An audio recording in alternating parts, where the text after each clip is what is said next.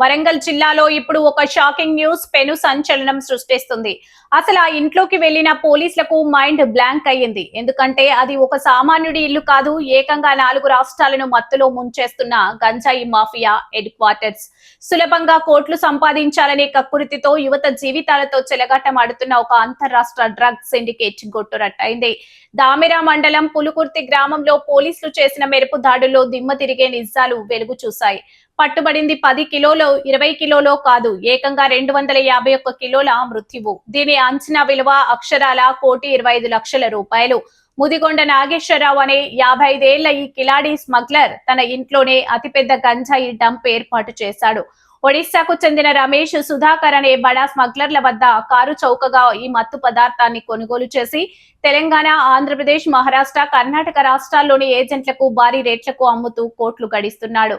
అయితే ఇక్కడే కొన్ని సంచలన ప్రశ్నలు తలెత్తుతున్నాయి. ఒడిశా నుంచి వరంగల్ పల్లెటూరులోని ఓ గదిలోకి ఇంత భారీ స్థాయిలో గంజాయి వస్తుంటే ఇన్నాళ్ళు ఇంటెలిజెన్స్ ఏం చేస్తుంది? బోర్డర్ లో ఉన్న చెక్ పోస్టులు నిద్రపోతున్నాయా? కేవలం 55 ఏళ్ల ఈ నాగేశ్వరరావు వెనుక అదృశ్యంగా ఉన్న ఆ పెద్ద తలకాయలు ఎవరివి? ఈ మాఫియాకి పొలిటికల్ సపోర్ట్ ఏమైనా ఉందా? ఇప్పుడు వరంగల్ వ్యాప్తంగా ఇదే హాట్ టాపిక్.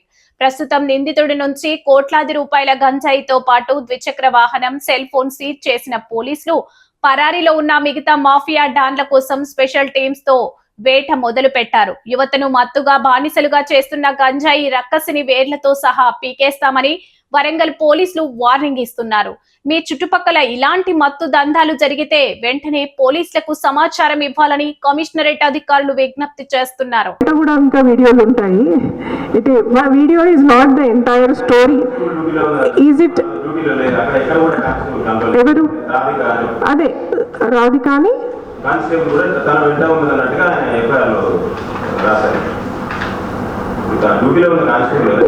ఒక్కటి చెప్పదలుచుకున్నానండి.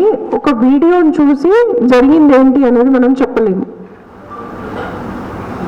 I hope you agree with me, right? So మా డీసీపీ గారు, డీసీపీ సెంట్రల్ జోన్ గారు ఇద్దరు కానిస్టేబుల్స్తో మాట్లాడడం జరిగింది. నేను కూడా వాళ్ళతో మాట్లాడడం జరిగింది.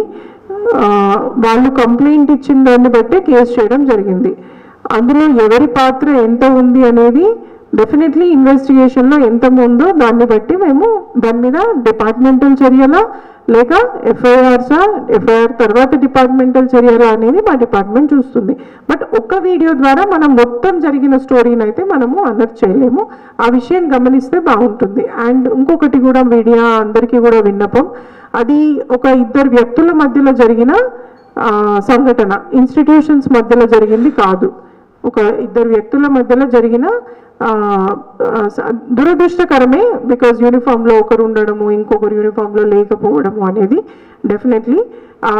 కానీ అందులో ఎక్కడ కూడా ఒక పర్సనల్ ఇష్యూ లాగానే చూసారు. అది వాళ్ళు కూడా అలాగే వాళ్ళు కూడా దాన్ని అలాగే ట్రీట్ చేస్తున్నారు. వాళ్ళు కోరిన యాక్షనే దాంట్లో తీసుకోబడుతుంది.